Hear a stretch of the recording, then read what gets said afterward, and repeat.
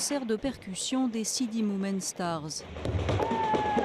Le groupe se produit dans le seul centre culturel de ce bidonville de Casablanca.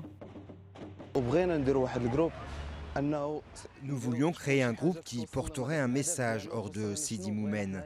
Dire qu'à Sidi Moumen, il n'y a pas que des explosions et du chômage, mais qu'il y a aussi de l'énergie positive ici.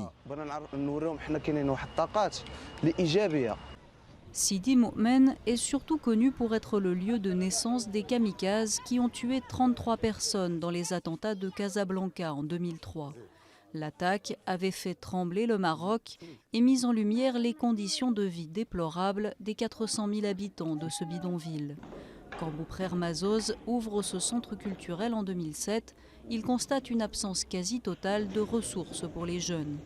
C'était inconcevable et incroyable de voir des jeunes, pratiquement qui constituent 75% de la population, sans un endroit adéquat pour passer leur temps. Encore aujourd'hui, les habitants du bidonville, stigmatisés comme étant un nid à terroristes, manquent de tout. Je me suis réveillé ce matin et j'ai découvert que ma mère avait besoin d'eau potable. Je suis sorti pour en trouver, mais les robinets sont à sec ici. Et ailleurs, ils avaient à peine quelques gouttes.